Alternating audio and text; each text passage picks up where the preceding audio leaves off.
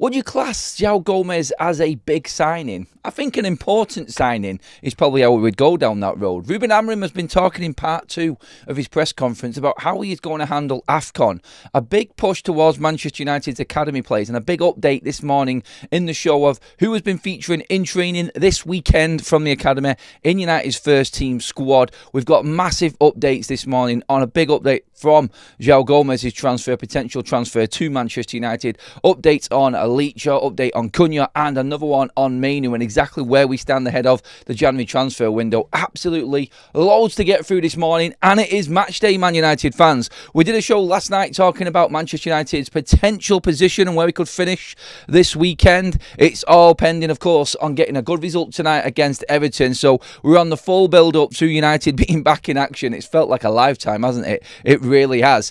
Ahead of that game, though, as well, before we get into all of the news, you'll see the link in the live chat right now and the top link in the description of this video, everybody. Your chance to win $25,000 in my predictor game ahead of the Everton-Manchester United game this evening. I will be doing another show at lunchtime today to give you more information on this, but it is quite straightforward. If you enter using that link in the live chat or the description, then you will win $5 instantly, which pretty much covers your entry fee into the competition as well. So you're playing for nothing, and as soon as you enter, you're in the draw, which is the end of this week for 25 grand. Get in there now.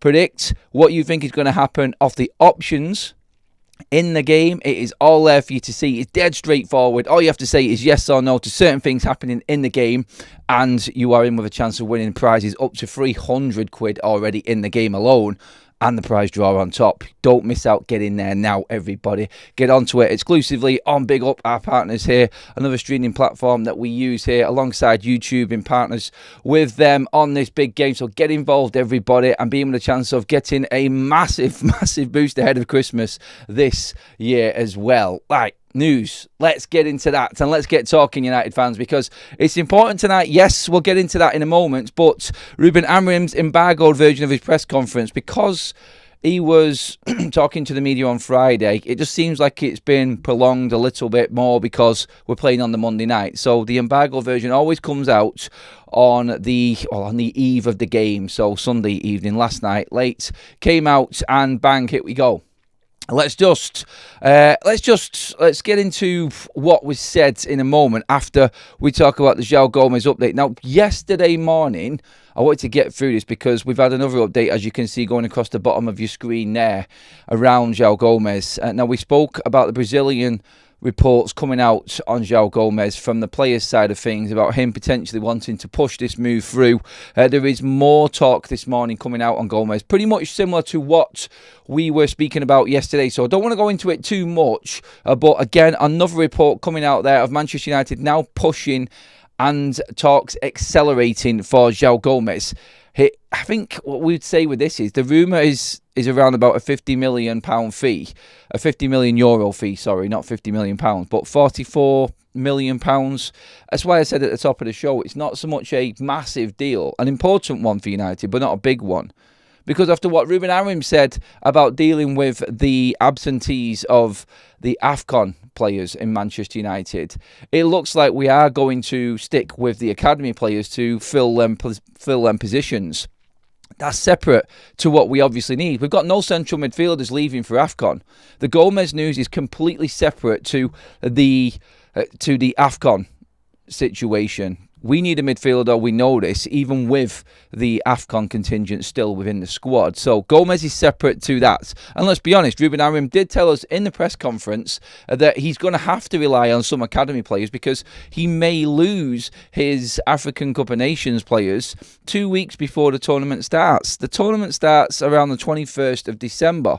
So go 2 weeks back from that. And that tells you how many games he could be missing key players. We could be losing the likes of Mazraoui, Ahmad and Brian Mbeumo in the next couple of weeks. Heading into the busy fixture list going into the festive period for United, it's not good timing, let's just say that. And United, like Ruben said on Friday in part 1 of the presser, they're trying to do their best to try and extend the stay of current players before they head out to Africa for the tournament. So it's going to be a tight one. How many games we can squeeze out of our African Cup of Nations players, it's undetermined yet. We don't know what is happening. United obviously trying to work on this. If you remember back 2 years ago, Andre Onana went a few days before Cameroon played their first game. So I'm thinking again, hopefully Manchester United will get a similar deal with the likes of Bryan Mbeumo for Cameroon in particular. Maybe we could do it with Ahmad Mazraoui. I don't think we're going to miss too much with the depth that we've got in that area, but Ahmad and Mbeumo are key players for Manchester United. Ruben Amorim has been talking about the academy. He has been talking about the players that are going to step up and be given a chance to come in at Manchester United. And there is plenty of players that have been featuring. There's been plenty of players that have come through into first team training from Manchester United's academy so far. And I think Shea Lacey and Jack Fletcher are the two that have been spoken about the most. We've spoken about them quite a lot, actually. I think Ruben Amorim is, when talking about Shea Lacey, he's very impressed with him. He said that he is developing well, and you can see he's ready for that next level. You can see that he's actually raring to go now with his developments, his physicality and everything like that. So when you look at this, I'll just read out what Ruben said on Shea Lacey on this one. I'm very happy with him. He has suffered from injuries, but he has worked a lot on his body. You can feel that he can handle a heavier workload in training. Physicality factor there, I think, is what he's going on about. He has a lot of talent, but when they arrive here, they realise that the pace is completely different, so they have to spend more time with us to prepare, because our training sessions are tough. But Premier League matches, with the pressure they involve, are even tougher, so they have to be ready. So again, this is another point that Ruben's been trying to, I feel, get across when it comes to why Manchester United are not fully on bringing, well, as people would expect them to do. Like beforehand, Manchester United would just bring in academy players and expect them to hit the ground running. Ruben's doing it a little bit differently. Ruben is talking here about preparing the players before they actually come in. Several training sessions before they even get anywhere near the starting 11. This is important, I think, when you look at how players like Kobbie Mainoo, for instance, have come through before. Alejandro Garnacho, Toby Collier in recent years, them players now not featuring for Manchester United at all. Were they brought in too soon? Were they given the right preparation? Were they brought through like Ruben is now with the academy players into first team training for several weeks on end, trying to get them ready and catch up with the pace of what first team football is going to be? Because we haven't seen any of them on the bench this season at all. Not one has come through onto the bench. Obviously, that's because we've not got many games as well. I get that. And there's only enough room on the bench for current squad members. And with no injuries now, pretty much, United are stacked. So there's been no room for them anyway. But when talking about AFCON as well, Ruben has also said with other academy players, we are prepared for that, even if it will be hard for us. But we have a different baggage to deal with that. And again, I think guys like Jack Fletcher, Shea, a lot of guys that they can step up. Talking about Jack Fletcher stepping up as well. That was Ruben there talking about Jack potentially stepping forward. The questions, obviously, from the press conference were aimed at AFCON. They were aimed at the players that are going to be missing. Who is a natural fit to move into these areas? Wide attacking areas, 10s. Jack Fletcher comfortable in that position. So too Shea Lacey in that position as well. So I think he's looking more at squad depth and not necessarily the players coming in to the starting 11, but being there in case, say for instance, Kobbie Mainoo or Joshua Zirkzee have to step forward and take the place of Mbeumo or Ahmad in certain areas. That's what I think he's getting at more. Like, don't expect Jack Fletcher and Shea Lacey to be in the starting 11 as soon as Mbeumo drops out.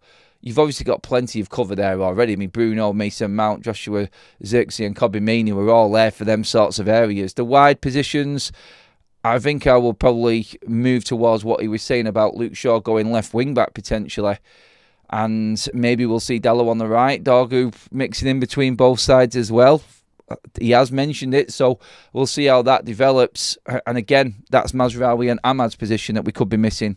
But look, I'm all for the academy players, as you all know, coming forward. Whether they're going to be good enough to step in and play as important a role as Mbeumo and Ahmad and Mazraoui, I doubt it very much. But I think they're just to cover what's needed if somebody else is moving into the positions that have been vacated. Like we just said there, Mainu, Xerxes, we'll expect them to play before Fletcher and Lacey get anywhere near the pitch. Well, that's what I would have thought anyway. And I think that makes common sense, because Ruben has talked about these other players training well and feeling bad that he's not been giving them minutes. So if they're training well, then I think that's pretty much what Ruben wants from players. That's what he says is the basic standard to get into the Man United starting 11 or get into the game on a match day. And everyone is training well at the moment from reports. So naturally, you just expect Xerxes and Mainu to come forward. So yeah, I think that it's intriguing, it's important, and it's worrying at the same time, I think. Because let's not forget, like, this isn't a ready-made fit coming in. This is debutants from the academy stepping up to the big time.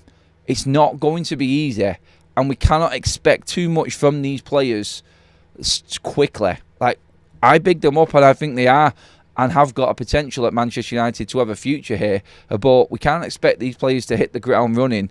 It's difficult at the moment. Ruben also talked about these players having a better environment to step into and be ready to step into, and that's what he's been creating this season so far. So I feel more confident that they're moving in at the right time with the way that things are going for United's first team, but also very aware of how difficult this is going to be for them as well, because you're filling massive boots here.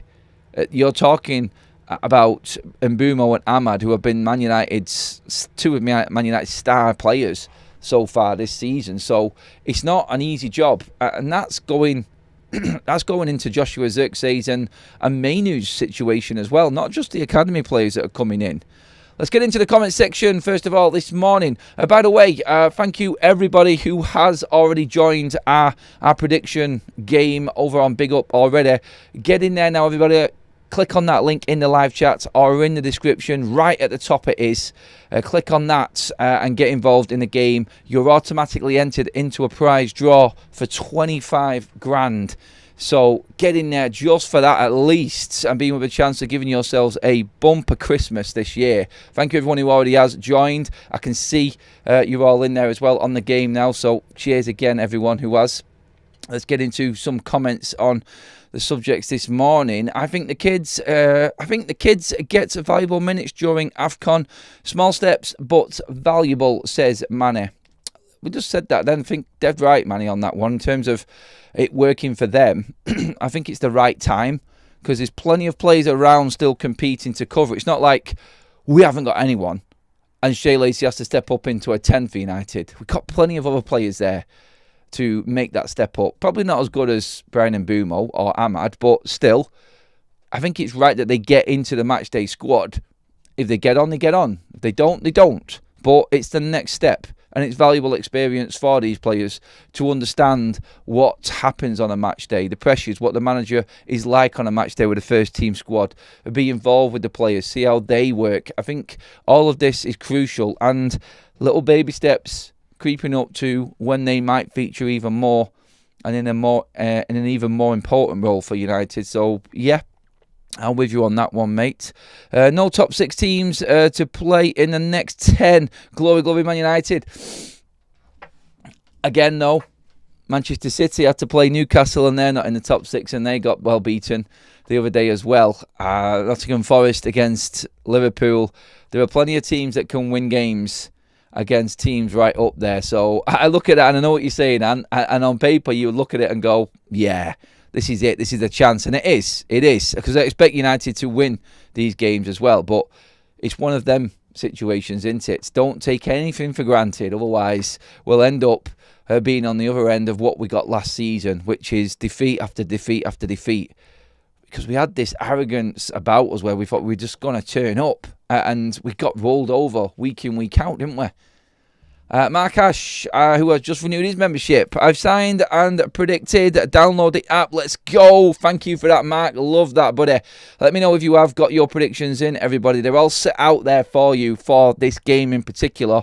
It's like an accumulator on a betting app, except it's all set up for you and dead easy. Simple yes or no answers on each one. The more that you actually predict on, you don't have to predict on all of them. You could do one or two and give yourself a better chance of winning.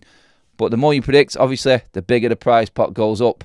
And the prize pot is over 300 quid just for the game alone against Everton. So get involved on that, please. I want to see Dorgu. I want to see if Dorgu can make some strides with Ahmad off in the tournament. I really hope he does. Roz, yeah, I mean, Dorgu's going to have to step up as well. I think he will play a big role, especially on that right-hand side.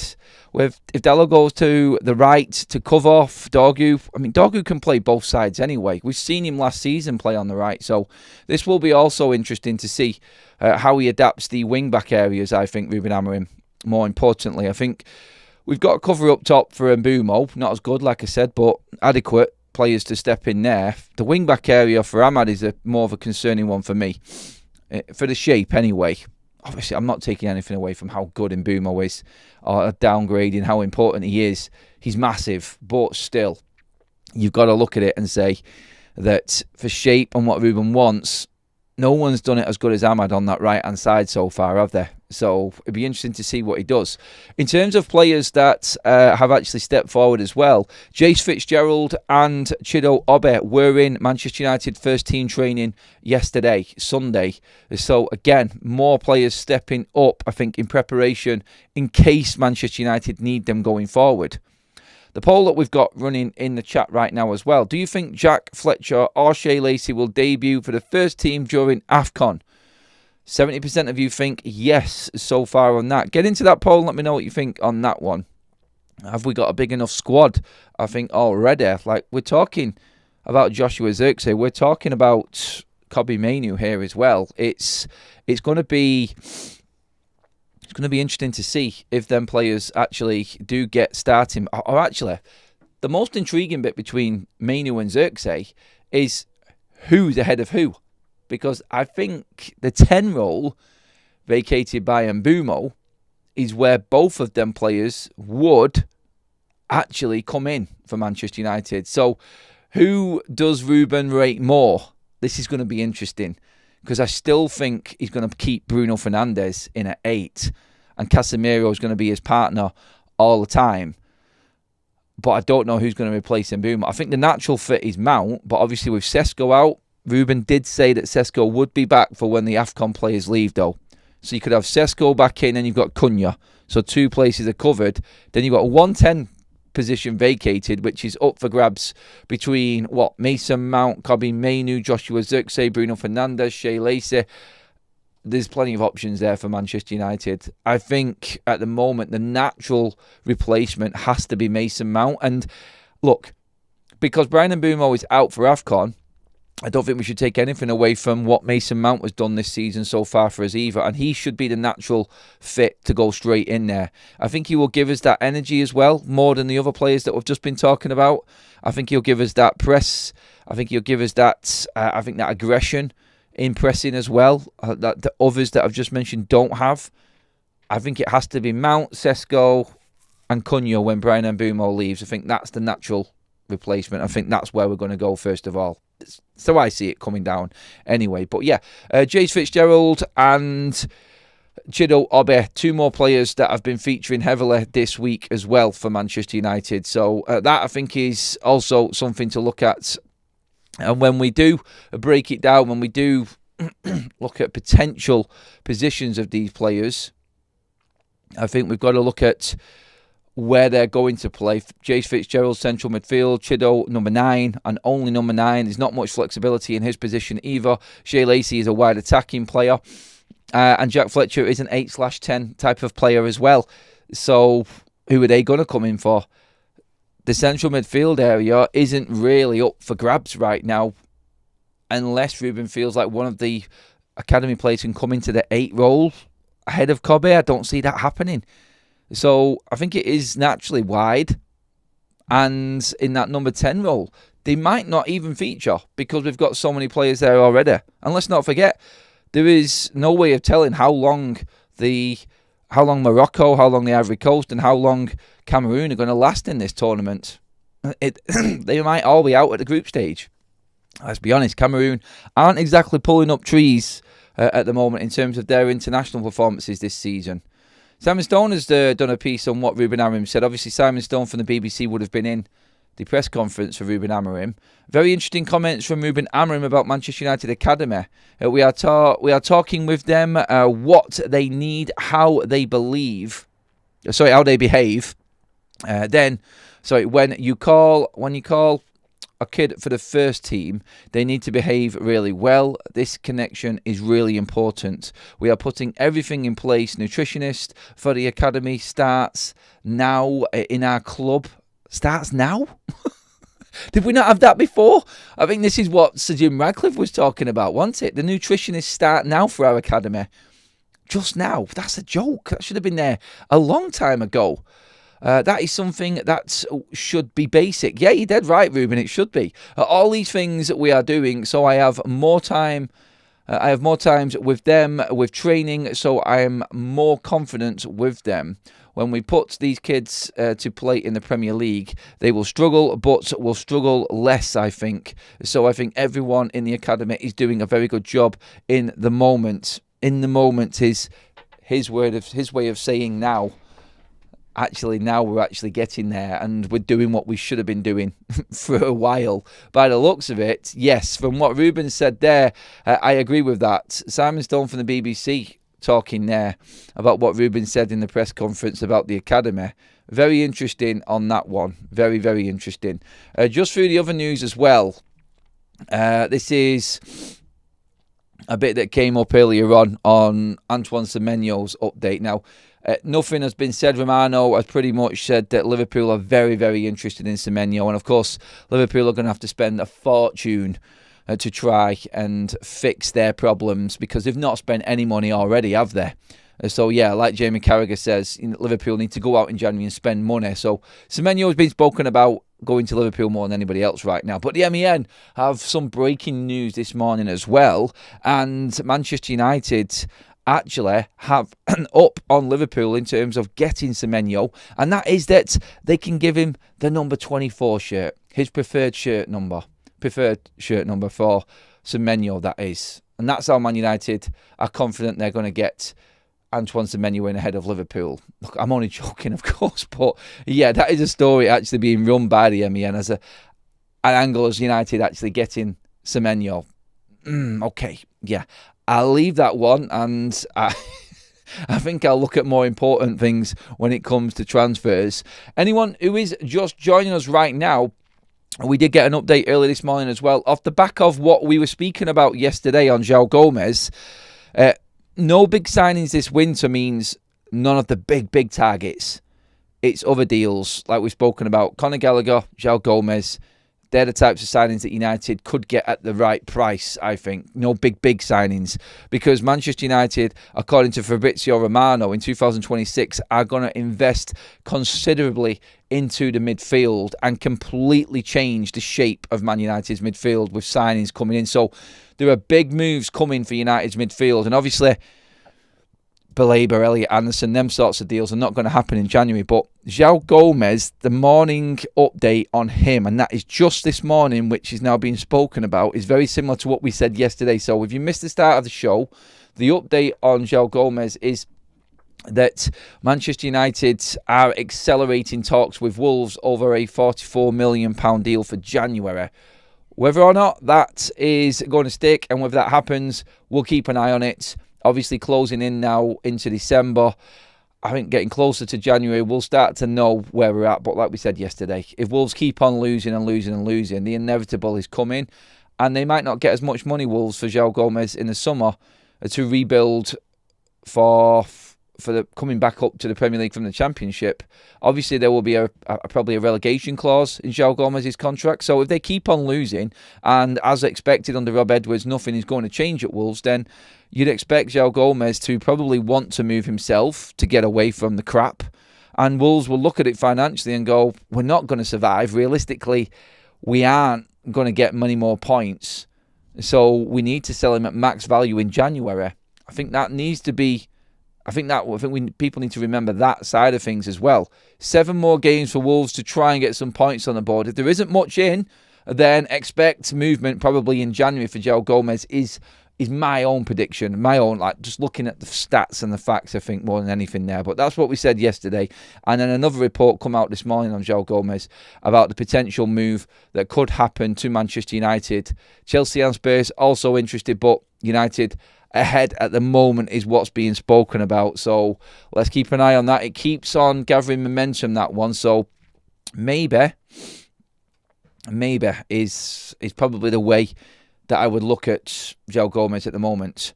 Brits Abroad just renewed membership. Thank you very much, mate. United must offer up to 50 million for Gehi to sign. A player like him would be 80 mil, cost 80 mil normally.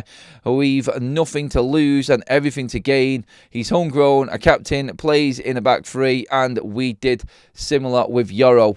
I think he's already said he's going to Liverpool, though. That is the only worry with Gehi. There is nothing wrong in saying that.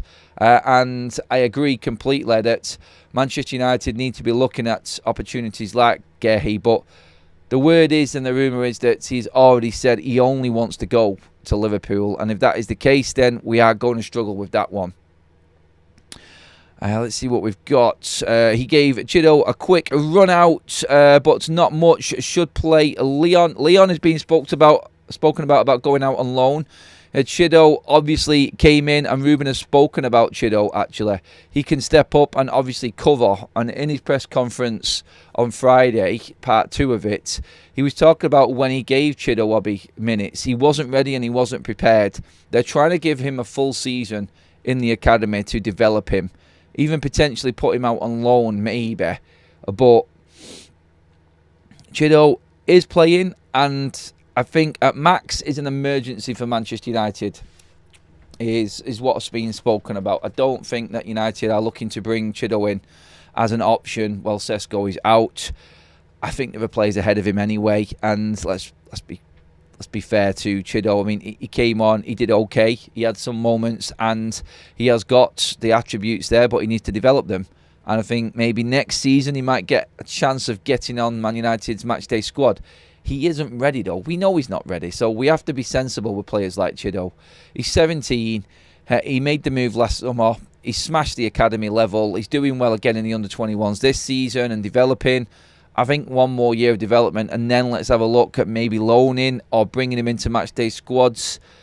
I think maybe one season now in Man United's academy, loan him next season, and then when he turns 19, maybe you've got a player coming through then. I think that's how Manchester United need to probably look at Chido. And in my opinion, from what I've seen, he has got qualities. We were desperate last season. We had Rasmus, and obviously he was stinking the place out constantly.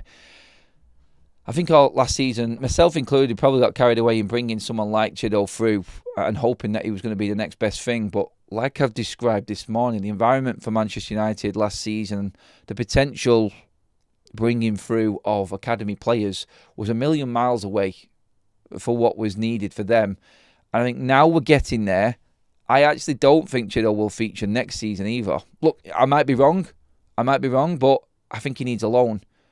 Play through the under-21s this season, that's right, he's only 17, let's not forget, so he should still be in the under-18s, but he's already promoted to the under-21s and playing there week in, week out. So I think get through this season, that will do him good, then loan him out. Get him somewhere out, maybe potentially in the Championship, somewhere like that, and let's see what he can do out there on loan. And then you could always have a callback option in January next season to maybe bring him back next year. I think Man United will go out and get another striker in the summer. So I think a loan spell for Chido is probably sensible. Let's see what else we've got in the chat. Get your comments in, everybody. Is there anybody you think will actually step up from the academy and just go straight in? I don't think there is anyone right now, but I feel like we are getting there in terms of the development and the pathway. Like players just on the fringes, and then we go to that next level of them players actually featuring in games for Manchester United. Man United should go for Gomes this January because he is better option midfielder than the other earlier proposed midfielders. And he's better than what we've got as well, Joseph says there. Andy says, everything's okay. Waiting for Adam to get his wallet out in a meeting with Sir Jim and get Gomez and Semenyo in. Yeah, I'd need to get my shares up, mate, on that one to even have a say. Amorim will buy proven players and not play youth. I think he's already shown that trait. Unless you're elite level youth player, you won't get in the side. They all need loaning out. Look, they can come into the matchday squad. They can fill in for other players. But like I said, in the case of Jack Fletcher and Shea Lacey, it's Xerxes, Mainu, and then maybe Lacey and Fletcher. I made that clear at the top of this show. That's the order that Manchester United should be using and I think will be using. I think if Jack Fletcher and Shea Lacey get anywhere near Man United's first team squad, it will be on the bench when Mbeumo and Ahmad are out the squad and you maybe started a Mainu instead. And you need someone else to come on and sit on the bench. And then maybe one of them youth players, Jack Fletcher or Shea Lacey, comes on or comes in. It might be Xerxes started. Look, we might get another injury to somebody. And then another youth player comes through. This is aside from the transfer news on the central midfield. The plan for a central midfielder is completely different to AFCON. We are not looking to replace anybody that is leaving for AFCON. Need to make that clear. The midfield target is because we need one still, with everyone still in the squad now. Nothing to do with AFCON. The academy players will be used, I think, as squad fillers when Ahmad and Mbeumo and Mazraoui are out. That's it. They might not even play. But if, for instance, Mainu or Xerxes cannot play 90 minutes and it's 15 minutes at the end where you need to bring them off and just put some legs on to do a job, then you might see a Shea Lacey or a Jack Fletcher come on the pitch. I think that's a sensible way of looking at it. I think that's how we're going to see it develop anyway. Amorim talks about giving chances to the youth, but he's just another fraud who won't use them, but go with experience. Experience has to come first, Adam. It doesn't matter how good an academy player is and how good he is coming through the ranks. If you've got a first team player there, you have to play him first. And I think that's what Ruben's doing. I think Ruben Amorim is looking after the academy players better than anyone of the last decade. I'm going to make that clear now. I think Ruben is doing a better job than any of the previous managers post Sir Alex Ferguson with the academy. And that is helped by Ineos, obviously, because of the structure, the new people in charge of Manchester United's academy, and the pathways that are being developed for them. They're looking at this sensibly. They're not looking at this in a, we're Man United, and because we've got youth players, we're going to use them and they're going to be brilliant. Because this is what happened in the past. We have got experience in this, and we have always had our academy players come through and help us out. Stupid. Absolutely stupid. And you can count the amount of academy players that came through in the last 10 years that came in that weren't ready, and actually you would struggle to actually know where they're actually playing right now. It's there all over the place for Manchester United. And maybe some of them just weren't good enough. This is why you've got likes of Axel Tuanzebe playing at Burnley right now in their side. Players like that. So that's why you've got, you could talk about Garnacho, you could talk about Scott McTominay moving on to better things potentially than what we have at Manchester United. But again, I just feel like Manchester United's academy players have been used the wrong way. Scott McTominay was sold to bring in Manuel Ugarte. That's turned out to be a mistake. We sold Garnacho because we gave him too much too soon. Another mistake with Manchester United's academy players. Look, you could go back years and years and years, and there's proof here that Manchester United had no order with their academy. But now it's different. Now it's changed. Talking of academy players, I have been told, and the Kobbie Mainoo situation is pretty much as we know. I wanted to update you on that and what I've been told and what's out there. So there is nothing particularly new on Kobbie Mainoo. It's that Napoli are interested in Kobbie. Romano has said that. But it has sort of been played down with with Kobe in terms of how interested Napoli are and how close this deal is. It is definitely right that Kobe is looking for a move. He is pushing for the move, and Napoli are pushing hard to take him on loan this January. United are blocking it off completely. That's what's been said. And again, it's down to the squad. It's down to what we've got available. Who could step in and take Kobe's place? There isn't anybody. If United get Gomes, you could potentially see something like this happening. Maybe a loan for Kobe. But again, Gomes is a 6 and Kobe is seen as an 8 as a replacement for Bruno. So there's no guarantee if if United do sign Joao Gomes, Kobe Mainoo will be released either. Because they don't see Kobe Mainoo as a 6 at all at Manchester United. And that's what's being reported as well as what I've been told. They don't. They see him as an 8 and he has to try and compete with Bruno, which is a thankless task because he's nowhere near Bruno Fernandes and Ruben's not going to use him there ahead of him ever. And we know this. But even if Gomes came in, it's no guarantee that somebody else will be allowed to leave United. So again, United blocking out any potential move for Kobe Mainoo at the moment. They won't allow him to leave, even though Napoli are pushing very hard to try and get him out. We know the Joshua Zirkzee situation at the moment. We know that is developing in terms of what Manchester United might do in terms of bringing somebody else in. That would come down to Semenyo. And at the moment, it doesn't look like United are overly pushing. I mean, Romano came out with an update last night on Semenyo saying that United are interested, but they are still happy with the players that they have in that position at the moment. And that's, again, the 10s, isn't it? So your Mbumos and your Cunhas. Whether or not they would convert him, like we discussed the other day, into a wide wing-back type of player, I don't know. I've got no idea. But, again, Liverpool look favourites for Semenyo. Zirkzee looks like he's not going to get his move. He has to take advantage of the AFCON absentees to even get himself in the reckoning, I feel. And I think Ruben will be looking at this. But the big part of this is, forget January. The AFCON absentees are before January even opens.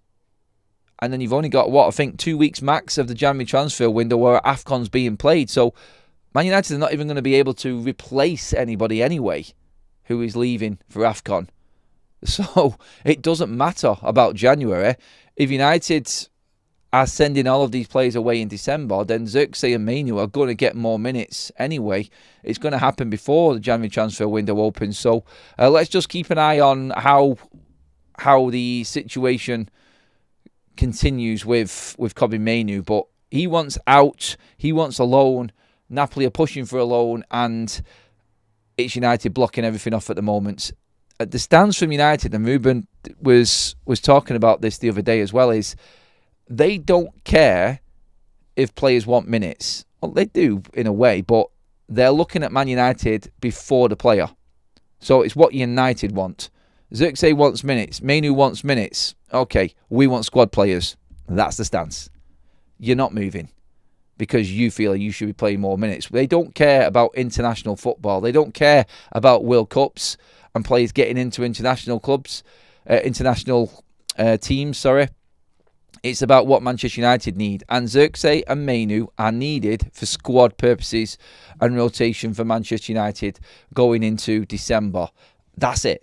That's what's being said and what's coming out of Manchester United at the moment. Ruben said this himself in the presser, or I think it was an interview before the presser on Friday. It doesn't matter what they need, it's what United need. And this is the line, I think, that sets out the stall above any of the others. United are trying to organise things. And this is how United have been run before. Like the players, I said it before, how many times have we said it? The inmates are running the asylum. The players can determine what happens. This is exactly where Manchester United have been going wrong before. And it's about time that we put club before bleeding country. And players have to understand who's paying their wages. If you go to Manchester United or any big club, there's no guarantee you're going to be getting game time that's going to suit your international needs. You have to do better. And again, I do feel a little bit sorry that Mainoo and Zirkzee have missed out here. But this is just what's happened at United, and they've had to make this decision on how they're going to operate going forward, and there will be casualties, unfortunately, for Xerxes and Mainu. They are the big two right now, but they're not going to be given extra minutes because they're worried about getting into the international fold. That's not even going to come into the equation for Manchester United at all. A lot of this morning about game time comes down to playing like a set of babies versus Grimsby.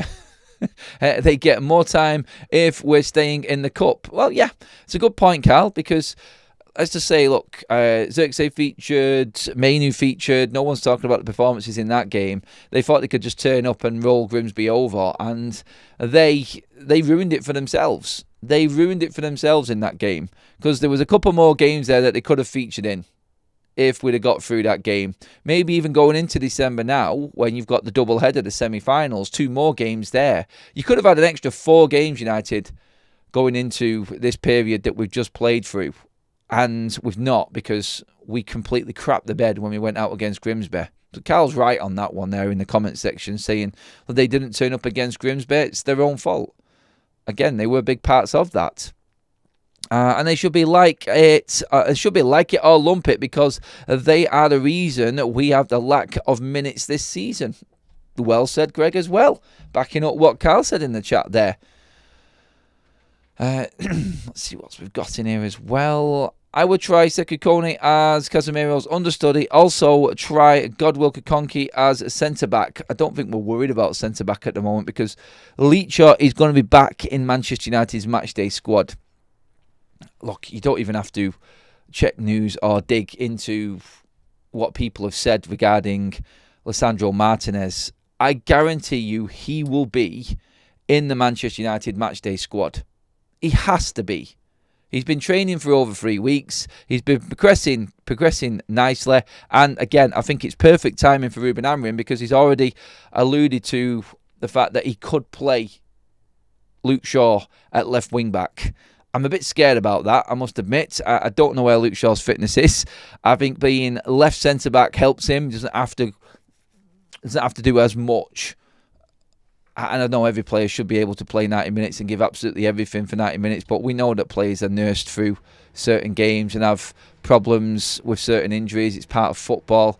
But Leacher coming back in at left centre-back, potentially pushing Luke Shaw to left wing-back, Dalot or Dorgu to the right, while Mazraoui and Ahmad are missing, is one thing that is being talked about, and it kind of fits. Luke Shaw is a left-back, and he's used to getting up and down that pitch anyway. So Luke Shaw at left wing-back, even though he's not my ideal choice, and I would be a bit worried about his fitness there, maybe you could get 60 minutes out of him, substitute, bring him back into centre-back role and put somebody else out there, maybe Dorgu or Dalot, who would be on the bench at this point, and sort of interchange the players around. Use Shaw, Dalot and Dorgu to play both roles. Look, you've got to think of ways around it, because you've lost Ahmad and Mazraoui, and it's just the way it is. There's nothing we can do. Can we get through 5 or 6 games of AFCON worth of football by using Luke Shaw, Dalot and Dorgu as your options for either side at wing-back? Just about. You never know, you might get an injury, and we might be concerned that we're even less. We've got even less numbers, but I think that would be a way you would look at it, surely. But yeah, Leacher coming back might actually help Manchester United. Ruben has actually said, and I don't know if anyone else picked up on this the other day from Friday when he was speaking, he is not going to be used as a midfielder. Thank God Ruben said that. I cannot, honestly, I couldn't count how many times I've said no to people who have said Leacher should move into midfield. No. Round peg, square hole. Let's not do it. Ruben has killed the idea anyway. Leach is going to be a centre-back and nothing else. You're not going to risk him at left-back either. People have even mentioned that. Andy says play Leon there. Leon apparently is not ready, mate, for the first team or to step up. So there's talk of him actually going out on loan, and him actually being open to going out on loan as well to develop even more. So Leon, no.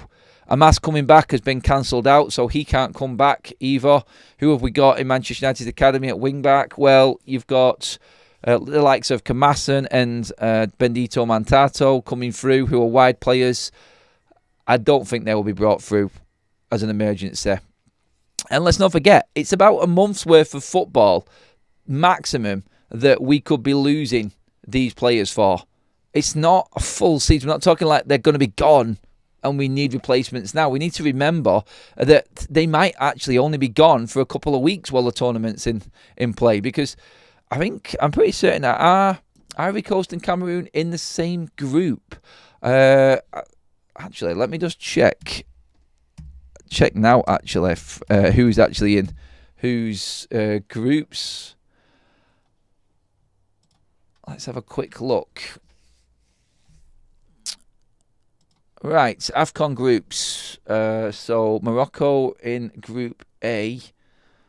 Someone said this the other day, I'm pretty certain. Yeah, Ahmad and Mbeumo were against each other. And it's only the top two that actually qualify and go through into the knockout phases. So, yeah, it's going to be, could one of them knock one of the other out, hopefully. But then you go into the round of 16, and when you look at that, the round of 16, let's just see for this. Round of 16 starts on so the group phases end on New Year's Eve. So we could actually have someone coming back for the Burnley and Leeds games, because the round of 16 games start on the 3rd of January. And that's everyone plays on the 3rd of January. So they get through all of the games so the knockout phases play all of the games in one particular day. So they're all played at the same time.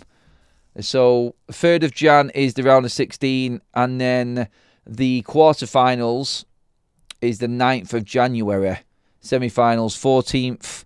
So let's say, for instance, Brian Mbeumo and Ahmad and Mazraoui get knocked out at the quarterfinal stage. Both of them players, or all of them players, then will be back for the Manchester City and Arsenal game. They'll miss the Burnley and Leeds game. If they get knocked out in the group phase, then the players will be back for the Burnley and Leeds game in the first week of January. It's not that bad. The group phase is played out quite quickly. So they could lose 2 games and be out completely, and we know that they're coming back. So, yep, we might actually get them back for the first week of January. So you've got to look at that as well. They have to go all of the way in the tournament, which is difficult on its own, to actually be missing for the maximum amount of games in AFCON. So I wouldn't worry about it too much. Obviously, losing a couple of games is going to affect United in the league, but I do think that we are going to be okay with it, and I think there are plenty of people overly worrying about it. Matthias Cunha, by the way, we did have the update yesterday on him. Nate Salt coming out, I think the MEN also, Simon Stone, everyone who is in and around Manchester United have pretty much confirmed now, don't worry about Matthias Cunha. It was a head injury and isn't severe enough to take him out of Manchester United's squad for the game tonight. It feels good saying the game tonight, actually. Just with a football back, I cannot wait to get to Old Trafford and watch United again. It is painful this season, actually, having so many gaps in between games. But now it's going to get busy. We've got this, then we've got, obviously, Sunday. We're playing against Crystal Palace. Early kickoff, 12 o'clock in that one. And then it's a double-header week. So Sunday, Thursday, and I think Monday again it is for Manchester United. So we've got quite a few games in quick succession coming up, and all winnable games as well. Everton, Palace, West Ham, Wolves is United's next 4 games. I think United should be going for maximum points. I do. I think we should be looking at that and going, we can definitely max out on them and be right up there. But whichever way you look at it right now with United, look, the Premier League is a tough league. Everton won't be easy tonight. I will be doing a warm-up video at lunchtime today as well, everybody. Then also leading into the Big Up stream where we're going to do my predictions for the competition that we're running against Everton. If you haven't seen it already, there's a link in the live chat and the top link in the description, everybody. If you click on that link and join our game, our predictions game, you'll see it as it's dead easy. As soon as you click on it, the setup is dead straightforward. Certain things that could happen in a game, it's like an accumulator bet. Bruno Fernandes to score or assist, yes or no. You got Brian and Mbumo to get an assist, yes or no. There'll be 3 or more goals in this game, yes or no. The more yes or no bets you make, the bigger the prize pot goes up for you.